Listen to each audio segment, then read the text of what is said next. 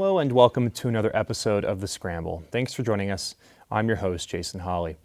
Today we have a few special guests from the Department of Engineering here at UNLV. I'm going to introduce some of them. First, we have Erica Marty, a PhD student in engineering here at UNLV. Next, we have Courtney Warren, a project engineer for Black & Veatch. And finally, we have Marilyn Rosales, an engineering major, and also working at Black & Veatch as well. So thank you all for being with us. It's a pleasure. Yeah, absolutely. So today we're going to talk about a kind of an ongoing project that's been happening, a very interesting project. Students from the Chapter of Engineers Without Borders traveled to Nicaragua for 20 days in August to construct 7 composting latrines. They worked side by side with Nicaraguan families displaced by flooding and who for the past couple of years have not had proper sanitation in their homes. It took 12 months of extensive planning, design, submittal, fundraising, and construction and training sessions to accomplish this goal. Now they are working on fundraising in hopes to return to Nicaragua next summer to build 10 to 15 more composting latrines. So how does the Organization of Engineers Without Borders help develop students into the world conscious engineers of this philanthropic, I guess, kind of direction with helping people in developing nations achieve sanitation? And whoever wants to jump in, that would be great. So if you could just give us kind of a general idea about the Engineers Without Borders program. Well, so one way that it helps the students be initiated into the philanthropic part of it is that a lot of times in school you just have your work and your assignments, and that's what you're doing. You're not really thinking about how this can really be applied to necessarily help somebody. But whenever you're with Engineers Without Borders, that's one way to get that immediately. You automatically get that return on your education investment by helping others. So. What have been some of the, I guess, kind of immediate effects, benefits that you've seen with some of the undergraduate students that have participated in this program? Well, they'll immediately be learning how to work with different groups of people. They'll kind of get, I guess, some sort of project management experience, and then have the experience of seeing the design. Just in school, you're all design. You don't really get to see that be implemented. So whenever you actually get to go to a country and see someone building your design, you get all this other knowledge of, okay, this is the way things really work in the field versus what I'm just doing on paper. Great. So that's really invaluable. Absolutely. So this trip that you took to Nicaragua with some of the other students in the program, tell me about kind of the trip at large, some of the overarching goals, and perhaps even some of the challenges that you encountered along the way. Really, do you want to share from your recent trip? Absolutely. So this recent trip, we went in 2 different groups. So the first group kind of got things started for us, and they started working with the community, and also, we have some skilled laborers that we hire because we're engineers. We don't really know how to, we're not contractors, so we don't really know how to build things when it comes to specialty items. So we have some skilled laborers that help us, and the first team probably did, I think we built 7 latrines, so they started building the first 4 latrines. I pretty much built them up to the top slab of the latrine, and then the second team came in and kind of finished everything else off.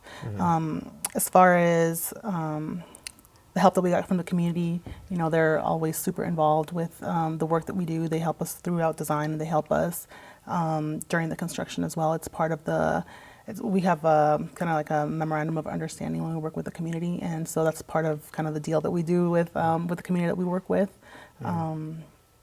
And what was the second half of the question? I forgot. Oh, I guess some of the challenges that you may have encountered. So some of the challenges, when we're all used to working here in the States where everything is readily available, you really don't have to cut rebar with a handsaw like we had to over there.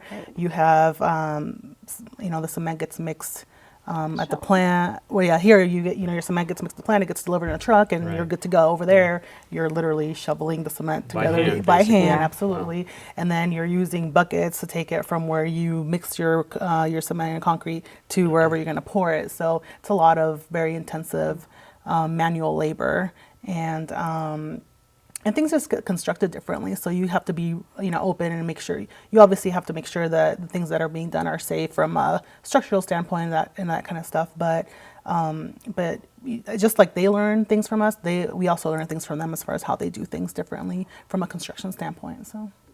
And there's another challenge to this, but also it ties into benefits for the students, is that not only do we build these latrines, but we need to provide the education to these families so that they're going to be able to maintain them for a long time.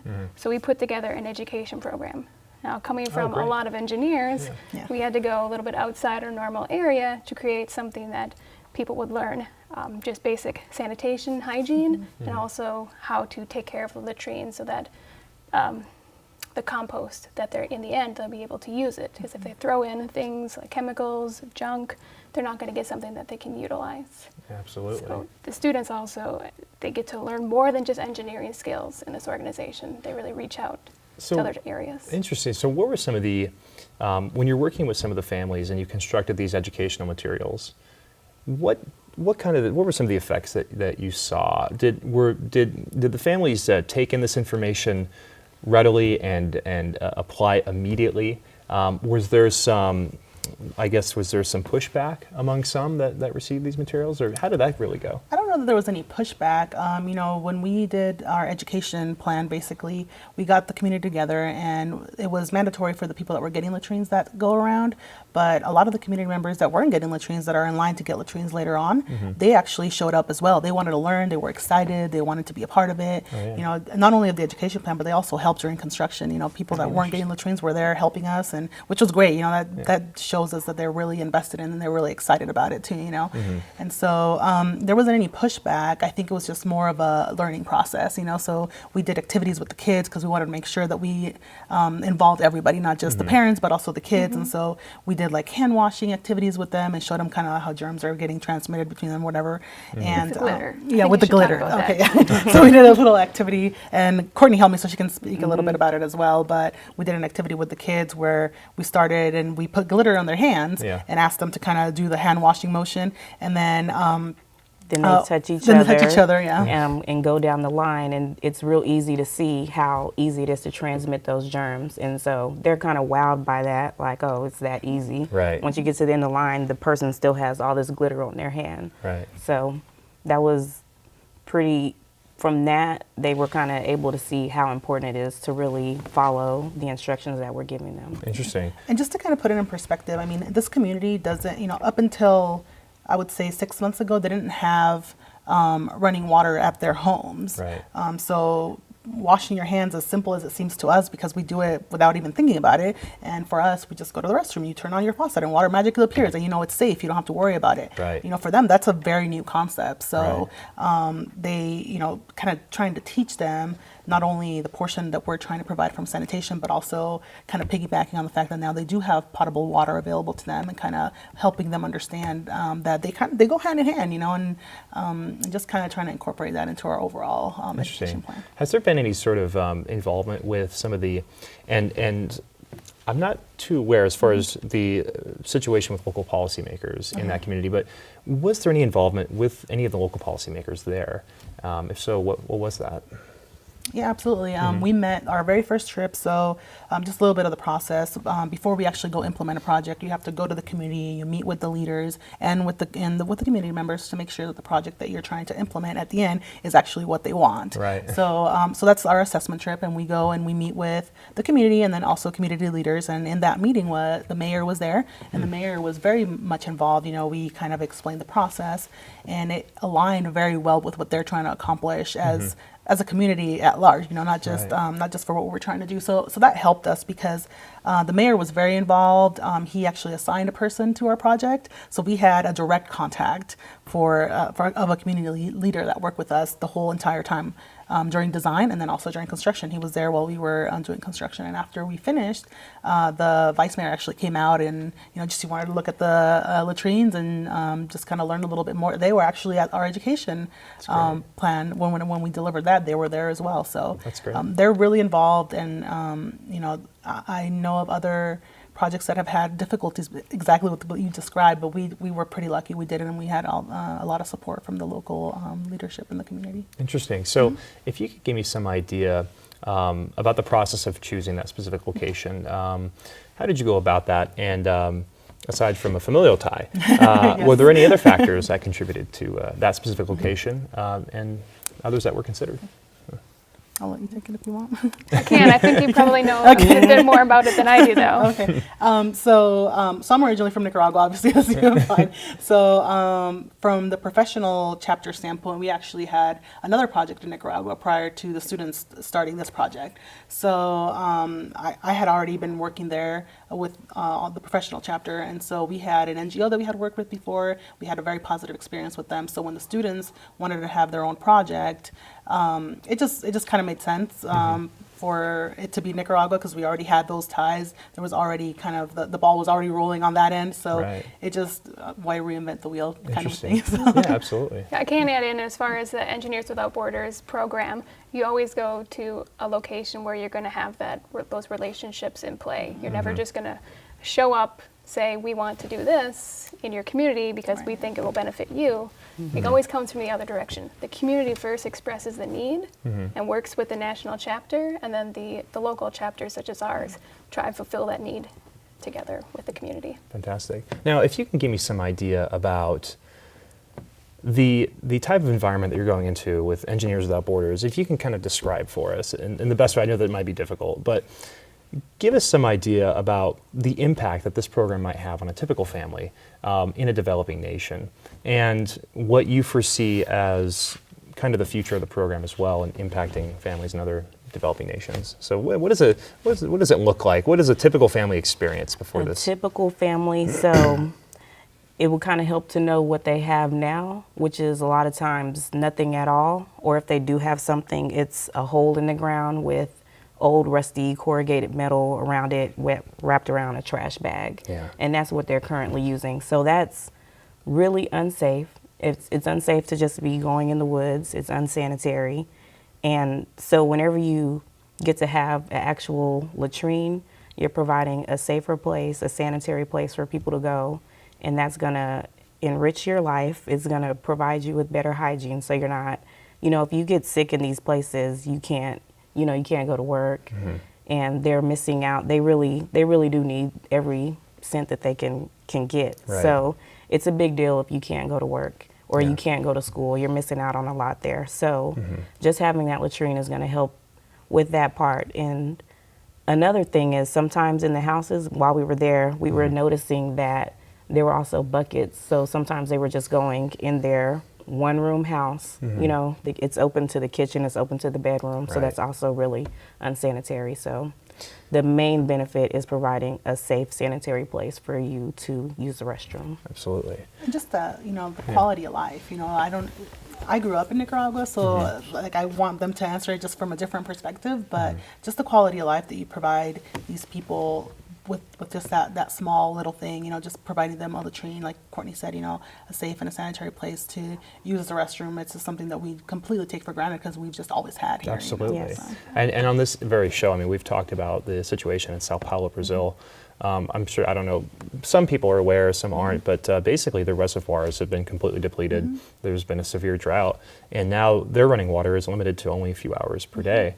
So it is interesting to see kind of, or to have, I guess, kind of look at how convenient it is to have running water, and how we may not recognize it at times. We take it for granted a lot here. And now that you mentioned that, that's the situation actually in the community that we're in. They have potable water, but they only get it for a few hours, so they have to collect it. And so that was part of the education plan as well, as attempting to teach them not to pollute their own source of water, So I ask about that as well, this idea of having, I guess, a clean, sanitary, kind of immediate environment around each person's, I guess, property, we could say, or in their neighborhood collectively. Give us an idea about what that's like before these latrines are implemented, and after? I mean, do some of these residents rely on the immediate environment? Are some of them based in agriculture? And do some of them actually suffer kind of negative consequences from not having a latrine and then actually reap benefits from having one later on in some way? So a little bit of background as far as what they do economically in the community. This is one of the poorest communities in Nicaragua. They receive quite a bit of help from the government, but it's obviously still not enough. Right. Most of the women stay home with the kids, so the men work, and they normally work with the local fishermen. And I mean, they make maybe $20 a week. Right. They leave on a Monday, come back on a Thursday. Yeah.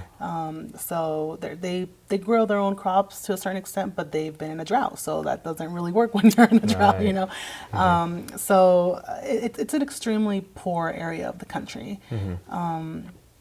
So like I said, economically, it's just it's not a favorable place to be. Absolutely. So providing a latrine, some of them joked. When we were there, when we were done, they were saying, the latrines were a much better structure than what their homes were. Right. They were saying, "Oh, we can totally sleep here," which we kind of laugh at, but at the same time, it's really sad if you think about it. Yeah.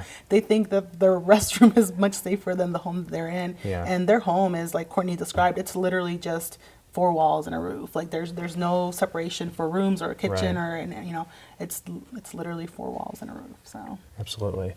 Now, I will actually have us pause here. We will take just a short break, but we'll be back in just a moment. So if you please stay with us, we will be back. Thank you.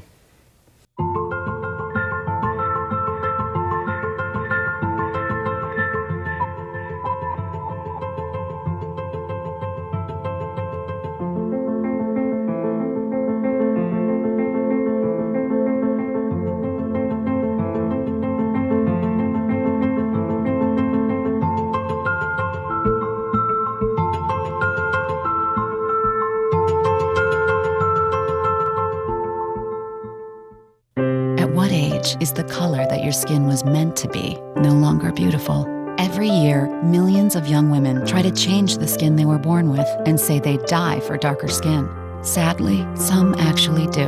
Melanoma is the second most common cancer in teens and young adults, and 1 person dies from melanoma every hour. Change your thinking, not your skin. Stop tanning. Learn more at spotskincancer.org. A message from the American Academy of Dermatology. Help support the Breast Cancer Patient Education Act, a bill that will help make sure women facing a mastectomy are told all their options about breast reconstruction. Visit broaddayusa.org for more information. I remember the moment I'll never forget that moment. that changed my life. At that moment, it hit me. This is why I joined the Guard.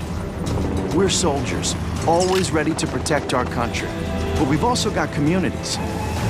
Family, friends, neighbors who count on us. I couldn't believe it. I just saved a life. Somebody from my hometown. See what it means to be a citizen soldier at NationalGuard.com. I realized at that moment, these people really needed us. And I was going to make a difference, right here in my community. Be there for your community at NationalGuard.com. Wow, these are really good. You act surprised.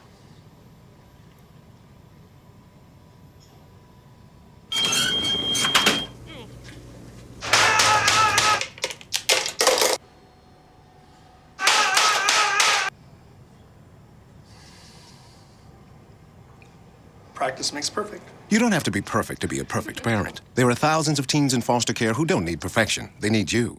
Welcome back, and thank you for staying with us.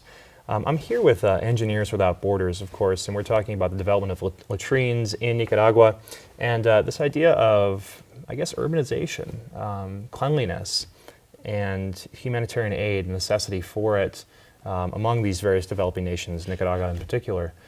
Now, if I could ask, what do you think might be, I know that Engineers Without Borders attempts to reach as many people as it can, of course. I mean, if you could tell us about how it's based out of UNLV, whether it's going to be a program that collaborates with other universities in the future, and what you foresee as being kind of some of the other nations that you might reach out to as far as implementing latrines and other basic necessities, I guess.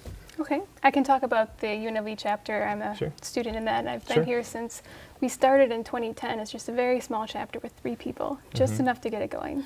And so, as a chapter, we can collaborate with other universities, and there are many other ones in the country right now that have their own projects that they're working on. We decided to partner with our local professional chapter. It's a great relationship. They've got the knowledge, and we've got like the manpower, so it's a really great fit together. Yeah. For the time being, we'll be continuing with our Nicaragua project, and with Engineers Without Borders, you commit to at least 5 years in the country so that there's plenty of time to work with the community, make sure it's going to be a sustainable solution, and that there aren't any problems that you're going to miss by leaving in the first year or right after you build it. So we're there at least 5 years. Likely we may stay even a little bit longer. After we build that relationship is something that we're going to want to maintain.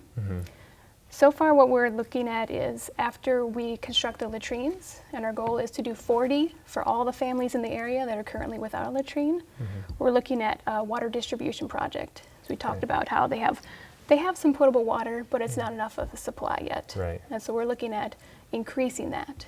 And then the other things that would tie in with that is once they have compost from their latrines, they'll have some potable water for drinking, but if they want to do any further agriculture, we might consider doing a rainwater harvesting project. That way, with the compost and with water, they're going to be able to increase the amount of food that they can provide for themselves, maybe even spin that off into economic gain by selling the compost and selling the food that they make. I like to, of course, given that this is a quasi-political show, I'd like to ask about, have any of you run into any sort of, I guess, politically charged conversations with regard to this idea of using the compost in order to fertilize crops, to do things that are ultimately productive, but have been questioned by some as being, well, we don't know if this is, I guess, sanitary. Have you had any of those conversations? Do you have anything from the community, their first ideas about the composting? Yeah, so we had the discussion because, you know, it's important to understand if we're going to have a composting latrine put in, if they're actually going to use the compost once it's available to them. And they were very open to the idea. There were a couple of composting latrines already in the community, so they've seen it work. So they were excited about it because I think that helped us because they've already seen people have composting latrines, and, you know, you're walking around the community and it's very, like, you know, very arid landscape. You know, a lot of, and then all of a sudden you show up to the person that has the composting latrine, it's like green trees everywhere, beautiful. Yeah, so you can see the difference, you know, so they understand that. So we didn't really run into a whole lot of resistance. You know, we made a point of, in our education plan, trying to educate them as much as we could as in the process, so that they understood that if you do these things correctly, these steps correctly that we're trying to accomplish, then at the end you're going to have a safe product that you can use, and it's not going to harm you. It's not going to be harmful for your health. And then the government actually has an initiative that all of their latrines will be composting in the next, I forget, X amount of years, but they want to move away from just the regular pit latrine because that's just, it's not sustainable. You know, you have a latrine here, once it's full, then you got to go make another one. And so, whereas if you have a composting latrine, you just use that for years and years. So. Absolutely. And along with our design, we don't just stop at building latrine. Like we talked about, we have the education program. With the compost, we've also looked at ways where we're actually going to test it in the beginning, determine how many pathogens are there after the first year and after the second year, so that we actually know whether or not it's going to be safe for your basic just tree crops where it's the fertilizer never contacts the food, or if it's actually going to be of a quality where they could use it in a garden that has closer contact. So we'll determine that before we make that decision about where they should use the compost. Fantastic. Well, that sounds very, very interesting, and a very good project, and I wish that we had more of these types of projects as well. But if I could ask you one last question. I know that we've touched on kind of the future plan for Nicaragua, getting running water to some of the local residents. What do you see beyond this project in 5 years, maybe 10 years out, 15 years out? Wow. And if you can't quantify it at the moment, that's fine. But any general ideas? So, I mean, the sky's the limit, really. You know, Right. we do, the only thing that could set us back is that we do our own fundraising. So, you know, we've gotten some grants, which is the way to get the most amount of money, Right. you know, as quickly as possible. Yeah. But that's where collaborating with other branches of the university or other branches just not in engineering is where it comes in, because you know, engineers are naturally introverted, so we're not the best people to go out and to go ask and for money sell for this. things. Right. You know, we've partnered with people that are more in marketing and more in, you know, those type of fields that are Right. more outgoing that could help us, you know, in that aspect of things. So Absolutely. as far as plans, like Erica mentioned, it's a 5-year commitment to a community. And so depending on what direction the students or the professional chapter kind of vote that they want to go in, we could choose to stay in the same community and just reevaluate what the necessities are and see if we could do more projects in that same community, or go and do other projects elsewhere. As I was telling you Great. before, the professional chapter has done projects in Ghana, Africa before. Yeah. And so that was a 5-year commitment that we met and when we completed, and then, you know, afterwards we moved on to the Nicaragua project. So we have worked in other communities. That's great. It just depends on who the leadership of the Engineers Without Borders board is and who's active and what, you know, what they're wanting to do at the time. So. Fantastic. Well, that is all the time we have, but thank you again so much for joining us. Thanks for having us. Thank you. You're doing great work, and I know all of us here certainly are encouraging you to keep to keep up the good work as well. We'll bring you to Thank you Nicaragua very next much. time. Absolutely, that would be great. So that's all the time we have for today. Share your opinions and any ideas or topics you would like us to scramble about too. The scramble.unlv@gmail.com. You can also catch full episodes of The Scramble at UNLV-TV.